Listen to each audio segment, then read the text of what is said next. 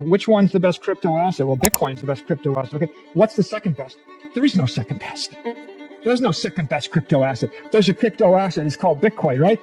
Right? There's no second best. Okay. तो चलिए friends, आज हम लेकर आए हैं एक ऐसी दुनिया की तरफ सफर जहां एक नए डिजिटल रिवॉल्यूशन की शुरुआत होती है। आप सभी का स्वागत है बिटकॉइन बेसिक्स फॉर बिगिनर्स के वीडियो में। क्या आपने कभी सोचा है कि जिस इंटरनेट को हम आए दिन यूज करते हैं उस पर एक ऐसा डिजिटल सोना छुपा है जिसे आप सभी नजरअंदाज कर रहे हैं? हाँ, आपने सही सुना। बिटकॉइन एक ऐसी डिजिटल करेंसी है जो हम सभी को आज तक के ट्रेडिशनल करेंसी से अलग दुनिया में ले जाती है। और ये बिटकॉइन की दुनिया इतनी फैसिनेटिंग है, अगर आप इसको और जानना एंड समझना स्टार्ट करोगे तो आप भी इसके अंदर खो जाओगे। तो इसीलिए आज अपन सबसे पहले हिस्ट्री ऑफ मनी के बारे में जानेंगे, जो आपको बिटकॉइन को समझने में काफी हेल्प करेगा और बिना कोई टेक्निकल एंड कॉम्प्लिकेटेड वर्ड्स को यूज किए आसान शब्दों में इस पैसे के इतिहास को समझेंगे, जिसे जानने के बाद में आपको इतना तो आइडिया जरूर लग जाएगा कि बिटकॉइन में ऐसा क्या है जो उसे पॉपुलर बनाता है, जो क्रिप्टो मार्केट में लास्ट 14 सालों से नंबर 1 पोजीशन पर है। सो मेक श्योर इस वीडियो में एंड तक जरूर बने रहिएगा। और जो लोग चैनल पर नए हैं तो चैनल को सब्सक्राइब एंड बेल आइकन को प्रेस कर दीजिए, जिससे कि इन फ्यूचर भी आपको इसी तरीके से लर्निंग एंड एजुकेशनल वीडियोस मिलती रहे। तो फ्रेंड्स, जैसा कि मैंने पहले कहा था, बिटकॉइन को बेहतर तरीके से समझने से पहले आपको हिस्ट्री ऑफ मनी को जानना काफी जरूरी है कि किस तरीके से विद द टाइम मनी का इवोल्यूशन होता रहा है। तो अगर अपन हिस्ट्री ऑफ मनी सिस्टम की बात करें तो उससे पहले ये जानते हैं कि मनी यानी पैसा होता क्या है। तो दोस्तों, ऑल ओवर द वर्ल्ड आप चाहे कहीं पर भी चले जाइए, आपको कोई भी पैसा क्यों देता है? आपको पैसा तभी मिलेगा जब आप उस पैसे के बदले में कोई वैल्यू ऐड करते हैं, यानी कोई काम करके देते हैं। जैसे कि एक डिलीवरी बॉय को भी पैसा तभी मिलता है जब वो किसी भी प्रोडक्ट या सर्विसेज की एक जगह से दूसरी जगह डिलीवरी करता है। या चाहे किसी जॉब में भी आपको सैलरी तभी मिलती है जब आप उस कंपनी के लिए काम करते हैं या फिर उस कंपनी के लिए कोई वैल्यू ऐड करके देते हैं। In fact all over the world आप देखेंगे, आपको पैसा तभी मिलेगा जब आप किसी की लाइफ में या किसी कंपनी के लिए कोई वैल्यू ऐड करके देते हैं। तो इसलिए अपन मान सकते हैं मनी इक्वल्स टू वैल्यू। तो गाइस, टाइम टू टाइम इसी मनी को अलग अलग चीजों से रिप्रेजेंट किया गया है जिसके बदले वैल्यू का ट्रांसफर होता रहे। जैसे पहले के टाइम में मनी का इन्वेंशन नहीं हुआ था, तब दोस्तों बार्टर सिस्टम यानी वस्तु विनिमय प्रणाली चला करती थी, जिसके बारे में शायद आपने भी स्कूल में जरूर पढ़ा होगा। तो बार्टर सिस्टम में लोग एक दूसरे के साथ अपनी जरूरतों के अकॉर्डिंग बिना किसी मनी के गुड्स एंड सर्विसेज को एक्सचेंज किया करते थे। फॉर एग्जाम्पल, अगर कोई व्यक्ति चावल की खेती करता था तो उसके पास चावल तो है बट उसे गेहूं की जरूरत है, तो अगर उसके एरिया में किसी दूसरे व्यक्ति जिसके पास गेहूं का स्टॉक है और उसे अगर चावल की नीड है, तो इस केस में दोनों एक दूसरे से चावल और गेहूं का एक्सचेंज करके अपने जरूरतों को पूरी कर लेते थे और इसी बार्टर सिस्टम के ऊपर पूरे के पूरे गांव चला करते थे। बट दोस्तों, बार्टर सिस्टम में भी एक बड़ा फ्लो था कि लोग गुड्स एंड सर्विसेज को तभी एक दूसरे से एक्सचेंज कर पाते थे जब आपस में दोनों की कंडीशंस मैच होती थी। यानी कि एक इंसान के पास एप्पल है और उसे एप्पल के बदले में गेहूं चाहिए, तो अदर पर्सन के पास गेहूं तो है बट उसे एप्पल की नीड नहीं है। तो इस केस में गाइस दोनों की कंडीशन मीट नहीं होती है और इसी के साथ साथ कुछ चीजों के एक्सचेंज में डिविजिबिलिटी की भी प्रॉब्लम क्रिएट होती थी। तो इसीलिए फ्रेंड्स, विद द टाइम अलग अलग जगह वैल्यू को ट्रांसफर करने के लिए डिफरेंट मनी को अलग अलग चीजों में रिप्रेजेंट किया गया। जैसे कि सोल्ट यानी नमक को एज ए मनी यूज करना, या फिर सी सेल्स को किसी जगह यूज करना, और कॉपर को भी वैल्यू ट्रांसफर करने के लिए एज ए मनी यूज किया गया। बट दोस्तों, फिर विद द टाइम लोगों ने धीरे धीरे उन चीजों में ज्यादा इंटरेस्ट दिखाया जो लंबे समय तक खराब ना हो और अपनी वैल्यू को भी बनाए रखें, जैसे कि गोल्ड एंड सिल्वर की ज्वेलरी एंड कॉइन्स, जिसके थ्रू लोग गुड्स एंड सर्विसेज को बाय एंड सेल किया करते थे। तो दोस्तों, ये सिस्टम फिर लंबे टाइम तक चला। बट दोस्तों, गोल्ड को भी कैरी करना आसान नहीं था और सोने को सिक्योर रखना भी सेफ नहीं था। तो उसके बाद guys with the time money का इवोल्यूशन होता रहा। देन 19th सेंचुरी में अलग अलग कंट्रीज में गोल्ड स्टैंडर्ड को इंट्रोड्यूस किया गया, जिसमें कंट्रीज की गवर्नमेंट ने एक ऑप्शन दिया कि आपको अपना गोल्ड कैरी करने की जरूरत नहीं है, आप अपना गोल्ड गवर्नमेंट के पास डिपॉजिट कर सकते हैं और उसके बदले में आपको एक रिसीट मिलेगी जिसे गोल्ड सर्टिफिकेट बोला जाता था। और उस रिसीट को आप मनी की तरह यूज कर सकते थे, यानी उस रिसीट को गुड्स एंड सर्विसेज के ट्रांजेक्शन में यूज किया जा सकता था। और जब भी आपको गवर्नमेंट से वापस गोल्ड चाहिए तो आप उस रिसीट को जमा करा के अपना गोल्ड वापस ले सकते थे। और ये रिसीट्स इनिशियली 100% गोल्ड बैक्ड हुआ करती थी। फॉर एग्जांपल, जैसे $100 का गोल्ड सर्टिफिकेट है, तो अगर आप $100 वर्थ ऑफ गोल्ड डिपॉजिट कराते हो तो आपको ये गवर्नमेंट की तरफ से $100 की रिसीट मिलेगी, जिसके थ्रू आप ट्रेड कर सकते हो। और जब भी इन फ्यूचर आपको अपना गोल्ड वापस चाहिए तो आप इस रिसीट को जमा करा के $100 वर्थ ऑफ गोल्ड को वापस ले सकते थे। तो इस तरीके से फ्रेंड्स, ये गोल्ड स्टैंडर्ड मनी का एक नया इवोल्यूशन बन गया जिसमें ये गोल्ड बैक्ड पेपर करेंसीज चलने लगी, जिसके थ्रू आप वैल्यू का ट्रांसफर यानी कि गुड्स एंड सर्विसेज को बाय एंड सेल के लिए यूज कर सकते थे। और इसी दौरान 1914 टू 1944 में first and second world war के बाद अमेरिका दुनिया की सबसे पावरफुल कंट्री बन गया था, क्योंकि अमेरिका एक ऐसी इकलौती कंट्री थी जिसको इन वर्ल्ड वॉर में नुकसान की बजाय फायदा हुआ था। क्योंकि दोस्तों वर्ल्ड वॉर के दौरान जो भी वॉर के अंदर पार्टिसिपेटेड कंट्रीज थी जैसे Germany, France and other European countries को यूएस ने जम के हथियार एंड खाने पीने की चीजें बेची और उनके बदले इन कंट्रीज से पेमेंट गोल्ड में लिया। तो दोस्तों एक ऐसा टाइम आ गया था जब अमेरिका वर्ल्ड में गोल्ड की एग्जिस्टिंग सप्लाई का एक बड़ा पोर्शन होल्ड करता था और powerful army and financially strong होने की वजह से यूएस का पूरे वर्ल्ड के अंदर दबदबा चलने लगा। और उसके बाद नया मॉनेटरी सिस्टम इंट्रोड्यूस हुआ जिसमें यूएस सहित 44 नेशंस ने ब्रिटेन वुड सिस्टम को इंट्रोड्यूस किया और ब्रिटेन वुड एग्रीमेंट के अकॉर्डिंग बाकी सारी कंट्रीज की करेंसीज को यूएस डॉलर के साथ जोड़ना पड़ा, यानी इन कंट्रीज की जो करेंसीज थी वो दोस्तों यूएस डॉलर से लिंक हो गई थी। क्योंकि दोस्तों उस टाइम यूएस का dollar compare to other country की करेंसीज के स्टेबल था, क्योंकि यूएस डॉलर भी उस टाइम गोल्ड से बैक्ड हुआ करता था। इसीलिए इन कंट्रीज ने अपनी करेंसीज को यूएस डॉलर के साथ लिंक कर लिया ताकि वो अपनी कंट्री की करेंसी को भी स्टेबल रख सके, क्योंकि उस टाइम यूएस डॉलर की भी एक्चुअल वैल्यू गोल्ड में ही थी, क्योंकि यूएस डॉलर गोल्ड से लिंक था। तो फ्रेंड्स इसी तरीके से यूएस डॉलर दुनिया की इंटरनेशनल करेंसी बन गया और यूएस डॉलर इन कंट्रीज के अंदर सर्कुलेट होता गया। तो दोस्तों ये कुछ बड़े रीजन थे यूएस के सुपर पावर बनने के। बट गाइज उसके बाद यहाँ से असली कहानी की स्टार्टिंग होती है, क्योंकि जब ये ब्रिटेन वुड सिस्टम इंट्रोड्यूस हुआ था तो कंट्रीज के थ्रू एज सच कोई भी डिसीजन नहीं लिया गया था कि अगर फ्यूचर में यूएस डॉलर प्रिंट होता है तो अमेरिका को कितना गोल्ड उस प्रिंटिंग के बदले रिजर्व में रखना पड़ेगा। दैट मींस एज सच कोई भी एग्रीमेंट नहीं हुआ था और अमेरिका जितना चाहता था उतना डॉलर प्रिंट कर सकता था। और फ्रेंड्स हुआ भी कुछ ऐसा ही, अमेरिका ने अपनी कंट्री के डेवलपमेंट के लिए और आर्मी को और स्ट्रॉन्ग बनाने के लिए एंड अदर खर्चों के लिए करेंसीज को छापना स्टार्ट कर दिया, जिसके पीछे कोई भी गोल्ड की बैकिंग नहीं थी। और दोस्तों ये चीज with the time other countries को भी रियलाइज होने लगी कि अमेरिका अपने मन से वर्ल्ड की करेंसीज को रन कर रहा है। तो इस चीज का कुछ कंट्रीज ने विरोध करना स्टार्ट कर दिया और फ्रांस एंड कुछ अदर कंट्रीज ने जो इनके पास रिजर्व में डॉलर था उसके बदले गोल्ड की मांग की और इस वजह से धीरे धीरे अमेरिका का गोल्ड रिजर्व खाली होने लगा। और उसके बाद 15 अगस्त 1971 में उस टाइम अमेरिका के प्रेसिडेंट रिचर्ड निक्सन और उनकी गवर्नमेंट ने असली गेम खेला।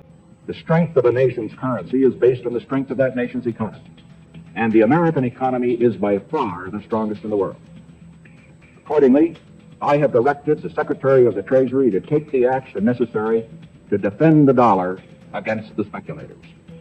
I have directed Secretary Connally to suspend temporarily the convertibility of the dollar into gold or other reserve assets. यहाँ यूएस ने इमरजेंसी बताकर इस गोल्ड स्टैंडर्ड को खत्म कर दिया, यानी कि 1971 के बाद यूएस डॉलर की बैकिंग किसी चीज से नहीं थी। तो इस एक डिसीजन के बाद यानी गोल्ड की बैकिंग हटने के बाद अब इन कंट्रीज की करेंसीज महज एक कागज का टुकड़ा बनकर रह गई थी, क्योंकि उससे पहले जो भी पेपर करेंसीज प्रिंट होती थी वो पार्शियली कहीं न कहीं गोल्ड से बैक्ड हुआ करती थी, जिस वजह से किसी भी कंट्री की गवर्नमेंट मन चाहा पैसा प्रिंट नहीं करती थी। बट दोस्तों ये गोल्ड स्टैंडर्ड खत्म होने के बाद अब इन कंट्रीज के पेपर करेंसीज की वैल्यू ओनली गवर्नमेंट के प्रॉमिस पर काम करती है और इस तरीके से लोगों ने मनी को रिप्रेजेंट करने के लिए बिना कोई सवाल किए गवर्नमेंट के प्रॉमिस पर इन पेपर करेंसीज पर ट्रस्ट करना स्टार्ट कर दिया। यानी कि ये पेपर करेंसीज अब कोई भी वैल्यू डेराइव नहीं करती थी सिवाय गवर्नमेंट के प्रॉमिस पर। जैसे कि फ्रेंड्स फॉर एग्जांपल अगर इंडिया में 2000 रुपए के नोट की बात करें, सॉरी गाइज मैं माफी चाहूंगा गलत एग्जाम्पल लेने के लिए, क्योंकि दोस्तों 2000 के नोट को भी अब सर्कुलेशन से हटाया जा रहा है। यानी कि अगर आप 2000 का नोट लेकर किसी दुकानदार के पास सामान लेने जाओगे तो वो दोस्तों आपको 2000 का नोट एक्सेप्ट करने से मना कर देगा। बाकी आप डीमोनेटाइजेशन को भी शायद अभी भूले नहीं होंगे, किस तरीके से एक ही दिन में 500 एंड 1000 के नोट को महज एक कागज का टुकड़ा बना दिया था। सो फ्रेंड्स यहाँ कहने का मतलब ये है कि ये जो पेपर करेंसीज है ये ओनली गवर्नमेंट और सेंट्रल बैंक के प्रोमिस पर ही वैल्यूबल है। जैसे फॉर एग्जांपल 500 के नोट पर लिखा होता है कि मैं धारक को 500 रुपए पे करने का वचन देता हूँ और उसके नीचे आरबीआई गवर्नर के साइन मिलते हैं। तो इस प्रोमिस के जरिए गवर्नमेंट ने ये बताया है कि अगर आप इस नोट को कहीं लेकर जाएंगे तो आपको वैल्यू मिलेगी, यानी कि गुड्स एंड सर्विसेज को एक्सचेंज करने के लिए आप इस नोट को एज ए करेंसी यूज कर सकते हैं। दैट मींस अपन अपने पैसे को लेकर सारा विश्वास गवर्नमेंट के ऊपर कर रहे हैं जो कुछ चंद लोगों के हाथ में है। तो अब यहाँ आप सभी के दिमाग में काफी सारे क्वेश्चन आ रहे होंगे कि गवर्नमेंट पर ट्रस्ट करने में प्रॉब्लम क्या है और इस पेपर करेंसी में ऐसी क्या प्रॉब्लम है जो हमें शायद नहीं पता है, या कुछ यूं कहें कि हमें फाइनेंस एंड मॉनेटरी सिस्टम की बेसिक नॉलेज भी प्रोवाइड नहीं कराई जाती है ताकि हम गवर्नमेंट एंड सेंट्रल बैंक पर कोई भी सवाल ना उठा सके। तो करंट मॉनेटरी सिस्टम में अगर अपन कुछ मेजर प्रॉब्लम्स पर नजर डालें, जिसमें फर्स्ट है मनी सप्लाई। जैसे कि मैंने पहले वीडियो में बताया था, जब गोल्ड बैक्ड पेपर करेंसी थी तब गाइज उस टाइम जितना गोल्ड रिजर्व में था उस अकॉर्डिंग उतनी वर्थ ऑफ पेपर करेंसीज को ही प्रिंट कर सकती थी। और अगर गवर्नमेंट को किसी रीजन की वजह से और मनी प्रिंट करना पड़ता था तो उसके बदले में उतना वर्थ ऑफ गोल्ड रिजर्व में रखना पड़ता था। बट जब ये पेपर मनी के पीछे गोल्ड बैकिंग को खत्म कर दिया, उसके बाद से गवर्नमेंट के पास अथॉरिटी है कि वो अपने अकॉर्डिंग अनलिमिटेड मनी प्रिंट कर सकती है, यानी कि इस पेपर करेंसी के ऊपर कोई भी लिमिटेशन नहीं है। जैसे कि दोस्तों अगर गोल्ड के बारे में देखें तो उसकी सप्लाई पूरे वर्ल्ड वाइड लिमिटेड है, क्योंकि दोस्तों सोना प्रकृति की देन है, उसे ऐसे ही बनाया नहीं जा सकता। बट गाइज अगर पेपर करेंसी की बात करें तो उसकी कोई लिमिटेशन नहीं है, प्रिंटिंग के through out of thin air कितना भी पैसा प्रिंट किया जा सकता है। और दोस्तों जिन देशों की गवर्नमेंट ने मनचाहा पैसा प्रिंट किया है, आज उनकी कंडीशंस काफी खराब है, क्योंकि दोस्तों ज्यादा पैसा प्रिंट करके किसी भी प्रॉब्लम का सॉल्यूशन नहीं निकलता है। और शायद एक सवाल आपके दिमाग में भी आया होगा कि फिर तो गवर्नमेंट खूब सारा पैसा प्रिंट करके किसी भी देश की गरीबी को दूर कर सकती है। बट दोस्तों ये सॉल्यूशन नहीं है। ज्यादा पैसा प्रिंट करने से ओनली महंगाई को ही बढ़ावा दिया जा सकता है, क्योंकि मार्केट में लिमिटेड रिसोर्सेज हैं। और अगर किसी भी देश के अंदर ज्यादा पैसा प्रिंट होगा तो लोग फिर उन लिमिटेड रिसोर्सेज को पाने के लिए ज्यादा पैसा पे करेंगे, जिस वजह से फ्रेंड्स एट द एंड महंगाई यानी इन्फ्लेशन को ही बढ़ावा दिया जा सकता है। जैसे कि फॉर एग्जांपल जो चीज आप आज से 10-20 साल पहले 5-10 रुपए में खरीद सकते थे, उसके लिए आज आपको शायद 10-20 गुना ज्यादा पैसा पे करना पड़ता है। जैसे दोस्तों अगर अपन चीनी का एग्जांपल लें, सन 2000 में इंडिया में चीनी की प्राइस 4.80 यानी कि अप्रोक्सीमेटली 5 रुपए किलो हुआ करती थी, और उसी 1 किलो चीनी के लिए आज हमें 50 से 60 रुपए पे करने पड़ते हैं, यानी कि लास्ट 20-22 सालों में चीनी की प्राइस 10 गुना से भी ज्यादा बढ़ गई है। तो दोस्तों इस बढ़ती महंगाई के पीछे का सिंपल सा रीजन ये पेपर करेंसी की बढ़ती सप्लाई है। और ये सिर्फ इंडिया की बात नहीं है दोस्तों, ये money supply all over the world इसी तरीके से बढ़ रहा है। और ये जो आप ग्राफ देख रहे हो ये दोस्तों यूएस के मनी सप्लाई का ग्राफ है, यानी 1968 से यूएस डॉलर की मनी सप्लाई बढ़ती ही गई है, क्योंकि दोस्तों ये पैसा प्रिंट होता जा रहा है, जिस वजह से हर कंट्री में उनके फिएट करेंसीज की वैल्यू डे बाय डे कम हो रही है। और मार्केट में जितना ज्यादा पैसे का फ्लो बढ़ेगा और रिसोर्सेज लिमिटेड है, इसीलिए दोस्तों चीजें विद द टाइम महंगी होती जा रही है। और दोस्तों कोरोना पेंडेमिक के टाइम हर एक कंट्री ने अपने देश की इकोनॉमी को चलाने के लिए अच्छी खासी मनी प्रिंटिंग की थी, जिसका अब नेगेटिव इंपैक्ट मार्केट के अंदर इन्फ्लेशन के तौर पर देखने को मिल रहा है। और दोस्तों ये सिर्फ एक कंट्री की बात नहीं है, हर एक कंट्री में यही हालत है। अगर चाइना के मनी सप्लाई का चार्ट देखोगे तो यहाँ भी विद द टाइम बड़ी स्पीड से पैसा प्रिंट हो रहा है। और यही हाल भारत के INR करेंसी की मनी सप्लाई का है, जिसकी सप्लाई दोस्तों विद द टाइम बढ़ती ही जा रही है। और ये यहाँ पर जो आपको ड्रॉप देखने को मिल रहा है वो डीमोनेटाइजेशन के टाइम का है, जब 500 और 1000 के नोट को सर्कुलेशन से हटाया गया था, बट उसके बाद मनी सप्लाई अगेन बढ़ती ही जा रही है। और दोस्तों कुछ देशों की तो ये हाल है, आपको एकदम स्टीप लाइन के अंदर मनी सप्लाई के अंदर इंक्रीज देखने को मिलेगा। ये देखो गाइस अर्जेंटीना का चार्ट, कितनी स्पीड से मनी सप्लाई बढ़ी है कोरोना के बाद। और उस वजह से अर्जेंटीना की इन्फ्लेशन रेट यानी महंगाई दरों की बात करें, जो कि दोस्तों बढ़ता ही जा रहा है। अक्टूबर 2022 में 88% थी, जो अगस्त 2023 में बढ़ते बढ़ते 124% हो गई है। और फ्रेंड कुछ ऐसी ही condition Turkey, Sudan, Nigeria, Zimbabwe and और अदर देशों की है, जिनके मनी सप्लाई आप देख सकते हो एक स्टीप लाइन के अंदर कितनी स्पीड से इंक्रीज हुई है। और उसकी वजह से यहाँ पर भी इन्फ्लेशन रेट काफी हाई है। अगर गाइज अपन वेनेजुएला के ग्राफ की बात करें तो आप देख सकते हो इनकी मनी सप्लाई में एक साथ कितना बड़ा चेंजेस देखने को मिला है। दैट मींस कितनी स्पीड से मनी सप्लाई की प्रिंटिंग की गई है। और दोस्तों वेनेजुएला में month on month inflation rate 400% के अराउंड बढ़ चुका है, जो कि दोस्तों अभी भी रुकने का नाम नहीं ले रहा है। और फ्रेंड्स आज वेनेजुएला कंट्री की ऐसी हालत है कि इनके कंट्री की जो करेंसी है उसकी वैल्यू ना के बराबर बची है। और दोस्तों यहाँ एक टाइम ऐसा आ गया था कि अगर आप 1 किलो टमाटर भी खरीदने जा रहे हो तो उसके लिए भी दोस्तों आपको पैसों का थैला भर के ले जाना पड़ता था। जैसे कि दोस्तों अगर इंडिया में बड़े नोट की बात करें तो अपने पास 500 का नोट देखने को मिलता है। दोस्तों अगर वेनेजुएला करेंसी की बात करें तो वहां आपको 100 ट्रिलियन का भी एक नोट देखने को मिल जाएगा। अगर आप इसमें जीरो काउंट करोगे तो गाइज आप गिन नहीं पाओगे कि एक नोट के अंदर कितने जीरो होते हैं। और उससे छोटे नोट आपको 100, 200, 500 मिलियन बॉलीवर्स के देखने को मिलते हैं। ये दोस्तों कुछ उसी तरीके से है जैसे कि पहले इंडिया के अंदर 10 रुपए के नोट की भी काफी वैल्यू हुआ करती थी, लेकिन गाइज आज आपने देखा होगा कि 500 रुपए की भी कोई वैल्यू नहीं है। और दोस्तों आने वाले टाइम में अगर इसी तरीके से इन्फ्लेशन बढ़ता गया तो इंडिया में भी आपको 10,000, 20,000, इवन 1 लाख रुपए का एक नोट देखने को मिल सकता है। और गाइज ये वेनेजुएला जैसे केस सूनर और लेटर हर कंट्री के साथ क्रिएट होगा, जब तक ये पेपर करेंसी किसी ऐसे एसेट के साथ बैक्ड नहीं होती जो सप्लाई को बढ़ने से रोके। अदरवाइज एक दिन हर एक कंट्री की ऐसी ही हालत होगी और इस फियाट मनी यानी कि पेपर करेंसी की कोई भी वैल्यू नहीं बचेगी। फ्रेंड्स यहाँ मैं आपको डरा नहीं रहा हूँ, कहने का मतलब ये है कि हर एक कंट्री में ये पेपर करेंसीज की बढ़ती प्रिंटिंग की वजह से जो ये महंगाई बढ़ती है, उस वजह से दोस्तों आम आदमी को सबसे ज्यादा मुसीबतों का सामना करना पड़ता है। जहाँ कुछ साल पहले 5-10 हजार रुपए में पूरी फैमिली अपना जीवन यापन पर मंथ कर लेती थी, वहीं आज अगर आप 50,000 रुपए भी आपकी इनकम है तो भी परिवार को चलाना आसान नहीं है। और महंगाई बढ़ती जा रही है जिस वजह से खर्चे भी बढ़ रहे हैं। पर गाइज एक आम आदमी की जॉब करने वाले की सैलरी उतनी ज्यादा इंक्रीज नहीं हो रही है। उसके अलावा दोस्तों अगर अपन इस पेपर करेंसी के सेकंड ड्रॉबैक की बात करें, जो इस प्रॉब्लम के पीछे का रीजन है वो कुछ चंद लोगों पर ट्रस्ट करना, अपने पूरे पैसे की power government and central bank के हाथ में है, जो अपने हिसाब से इस सिस्टम को चलाते हैं और उनके फाइनेंशियल मिसमैनेजमेंट की वजह से ये सारा केओस गाइस क्रिएट हो रहा है। सो फ्रेंड्स, ये दो बड़े ड्रॉबैक्स है फिएट मनी यानी कि पेपर करेंसी के। फर्स्ट है मनी सप्लाई लिमिटेड नहीं है, एंड सेकंड दोस्तों इट इज सेंट्रलाइज्ड, बिकॉज एक सेंट्रलाइज्ड अथॉरिटी ही पूरे पेपर करेंसी को कंट्रोल एंड इश्यू करती है। और फ्रेंड्स, इन्हीं ड्रॉबैक की वजह से हर 5-10 साल बाद में वर्ल्ड वाइड बड़े क्राइसिस एंड डिप्रेशन देखने को मिलते हैं, जिनमें दोस्तों लाखों लोगों की जॉब चली जाती है, कुछ लोग सुसाइड कर लेते हैं। इसीलिए गाइस, जो लोग बिटकॉइन के फेवर में है उसके पीछे सबसे बड़ा रीजन यही है कि वो नहीं चाहते कि सरकार या सेंट्रल बैंक्स के पास हमारे पैसे का इतना ज्यादा कंट्रोल हो। और फ्रेंड्स, शायद आपको याद होगा कि 2008 में ग्लोबल इकोनॉमिक क्राइसिस हुआ था, जिसमें लेमन ब्रदर्स जैसे बैंक्स कंगाल हो गए थे। और फ्रेंड्स, उसी बड़े क्राइसिस के बाद आज से करीबन 14 साल और 11 महीने पहले 31 अक्टूबर 2008 को सतोशी नाकामोटो नाम के एक इंसान ने इंटरनेट पर 9 पेज का एक पेपर पब्लिश किया, जो बिटकॉइन का व्हाइट पेपर था। और सतोशी का विजन इस व्हाइट पेपर की पहली लाइंस में ही साफ नजर आता है, जिनमें दोस्तों लिखा है, a purely peer to peer version of electronic cash that would allow online payments to be send directly from one party to another without going through a financial institution. यानी बिटकॉइन एक ऐसा peer to peer electronic cash है जिसके through बिना किसी central authority, financial institution के one party to another party online payment को send किया जा सकता है। यानी बिटकॉइन एक ऐसा डिजिटल एसेट है जिस पर सेंट्रल बैंक या फाइनेंशियल इंस्टीट्यूशन का भी कोई कंट्रोल नहीं है। जैसे दोस्तों यूएस डॉलर को अमेरिका का फेडरल बैंक कंट्रोल करता है, इंडियन रूपी को आरबीआई कंट्रोल करता है, तो इसी तरीके से दोस्तों बिटकॉइन को कोई भी सेंट्रल बैंक या फाइनेंशियल इंस्टीट्यूशन कंट्रोल नहीं करता है। तो शायद थोड़ा बहुत अब आप भी समझ गए होंगे कि सतोशी नाकामोटो का क्या विजन था, जिसने बिटकॉइन को अल्टरनेट फाइनेंशियल सिस्टम की तरह क्रिएट किया है, जो एक सॉफ्टवेयर टेक्नोलॉजी पर आधारित है, जिसके दोस्तों टेक्निकल पार्ट को आने वाले वीडियोस के अंदर अपन और इन डेप्थ तरीके से समझेंगे। बट अभी बिटकॉइन के अगर कुछ एडवांटेज एंड यूज केस की बात करें तो गाइज, फर्स्ट है बिटकॉइन आपको अपने मनी पर फुल कंट्रोल देता है, यानी तुम्हारे बिटकॉइन का एक्सेस सिर्फ तुम्हारे पास ही होगा और गवर्नमेंट या बैंक का आपके बिटकॉइन के ऊपर कोई भी कंट्रोल नहीं होगा। जबकि अपन करंट फाइनेंशियल सिस्टम में बैंक्स की बात करें, जो जब चाहे किसी का भी बैंक अकाउंट फ्रीज कर सकती है, बट वहीं दोस्तों बिटकॉइन आपको फुल फ्रीडम प्रोवाइड कराता है। सेकंड, बिटकॉइन के थ्रू मनी ट्रांसफर की प्रोसेस में कोई भी मिडिल मैन यानी कि कोई थर्ड पार्टी का इन्वॉल्वमेंट नहीं है। आप 24/7 जब चाहे अपने बिटकॉइन को वर्ल्ड में एक कोने से दूसरे कोने में ट्रांसफर कर सकते हो without any third party intervention. जैसे कि फॉर एग्जांपल, अगर आप किसी का बच्चा या फिर भाई बहन यूएस जाकर पढ़ाई कर रहा है और उसे दोस्तों वहां अर्जेंट पैसों की जरूरत है, तो दोस्तों अगर आप करंट फाइनेंशियल सिस्टम के थ्रू यानी कि बैंक्स के थ्रू अगर पैसे को एक देश से दूसरे देश में भेजते हो, तो फ्रेंड्स वो बैंक्स फॉरेन ट्रांसफर फीस के नाम पर हाई फीस चार्ज करते हैं और पैसे ट्रांसफर होने की प्रोसेस में 1 से 2 दिन या फिर उससे भी ज्यादा लग जाते हैं। और अगर कोई वीकेंड्स आ गया तो आपको और वेट करना पड़ता है। और उसके अलावा बैंक्स की सर्विसेज से तो गाइज आप भी वाकिफ हैं, बट वहीं दोस्तों करंट फाइनेंशियल सिस्टम के कंपेयर में बिटकॉइन की बात करें तो वो काफी इकोनॉमिकल है, जिसमें मिनिमल सी फीस के साथ आप 5 से 10 मिनट में अपने पैसे को ट्रांसफर कर सकते हैं। उसके बाद दोस्तों थर्ड पॉइंट की बात करें जो सबसे ज्यादा इंपॉर्टेंट है, बिटकॉइन की सप्लाई गाइज लिमिटेड है, जो कि ओनली 21 मिलियन बिटकॉइन है, यानी कि बिटकॉइन की 2 करोड़ 10 लाख से ज्यादा सप्लाई मार्केट में कभी नहीं आएगी। और बाकी जो बची सप्लाई है वो दोस्तों आने वाले 117 साल में यानी कि 2140 तक माइनिंग के थ्रू मार्केट में आएगा। जबकि अगर पेपर मनी की बात करें तो गाइज वहां कोई भी लिमिटेशन नहीं है, जितना चाहे गवर्नमेंट पैसे को प्रिंट कर सकती है। उसके अलावा गाइज फोर्थ पॉइंट, बिटकॉइन कोई भी सेंट्रलाइज अथॉरिटी के थ्रू कंट्रोल नहीं किया जाता है, यानी कि ये प्योरली डिसेंट्रलाइज वे में काम करता है। सो ये कुछ बड़े बिटकॉइन के एडवांटेज एंड यूज केस हैं, और इन्हीं एडवांटेज एंड यूज केस की वजह से कंट्रीज की सेंट्रल बैंक्स या गवर्नमेंट भी दोस्तों इसका विरोध करती है, क्योंकि दोस्तों बिटकॉइन करंट मॉनेटरी सिस्टम को भारी टक्कर दे सकता है। और बिटकॉइन को गिराने के लिए या फिर मैलिशियस अटैक करने के लिए लाख कोशिशों के बाद में भी गाइज 14 से 15 सालों से बिटकॉइन मार्केट में सर्वाइव कर रहा है। सो गाइज आई होप आप समझे होंगे कि हिस्ट्री ऑफ मनी क्या थी और मनी का इवोल्यूशन विद द टाइम किस तरीके से हुआ है, जिसमें बार्टर सिस्टम से चलकर आज हम डिजिटली बिटकॉइन जैसी हार्ड मनी की तरफ जा रहे हैं। बाकी फ्रेंड्स, इस वीडियो में ओनली बिटकॉइन को इन डेप्थ समझने के लिए सिर्फ बेस को क्रिएट किया गया है, ताकि इसके बाद आने वाले अपकमिंग वीडियोस को आप इजीली डाइजेस्ट कर पाओ, जिसमें आज की इस वीडियो में आपको हिस्ट्री ऑफ मनी के बारे में समझना काफी जरूरी था, जिससे कि आपके दिमाग में ये चीज जा सके कि इस पैसे ने वैल्यू को रिप्रेजेंट करने के लिए अपने कितने रूप बदले हैं और कैसे विद द टाइम मनी का इवोल्यूशन होता गया है। क्योंकि कुछ बिगिनर्स ऐसे भी हैं जिनको दोस्तों ये लगता है कि ये जो पेपर करेंसी है वो दोस्तों हजारों सालों से चलती आ रही है, उन्हें ये नहीं पता है कि किस तरीके से विद द टाइम मनी का इवोल्यूशन होता गया है। बाकी दोस्तों बिटकॉइन के टेक्निकल पार्ट्स को आने वाली वीडियो में डिस्कस करेंगे, जैसे कि बिटकॉइन की माइनिंग कैसे होती है, कैसे बिटकॉइन ट्रू डिसेंट्रलाइजेशन को अचीव कर पाया, क्यों बिटकॉइन को हैक करना नेक्स्ट टू इम्पॉसिबल है, और सतोशी नाकामोटो कौन था और उसका क्लियर विजन क्या था, कैसे बिटकॉइन सारी अदर क्रिप्टो करेंसी से डिफरेंट है, एंड और भी बहुत सारे टॉपिक्स को आने वाले वीडियोस में कवर करेंगे, जिन्हें जानकर बिटकॉइन से रिलेटेड आप अपने नॉलेज को नेक्स्ट लेवल पर ले जा सकते हो और शायद फाइनेंशियल फाइनेंशियल फ्रीडम को भी अचीव कर सकते हो। सो विद दिस थॉट आज की इस वीडियो में bitcoin and history of money से रिलेटेड ओवरऑल बस इतना ही। अगर इस वीडियो ने आपकी लाइफ में जरा सी भी वैल्यू ऐड की है तो दोस्तों इस वीडियो को लाइक जरूर करना एंड कमेंट करके जरूर बताना कि आपको ये वीडियो कैसी लगी है। बाकी गाइस मिलते हैं नेक्स्ट वीडियो में। Till then keep learning and keep growing.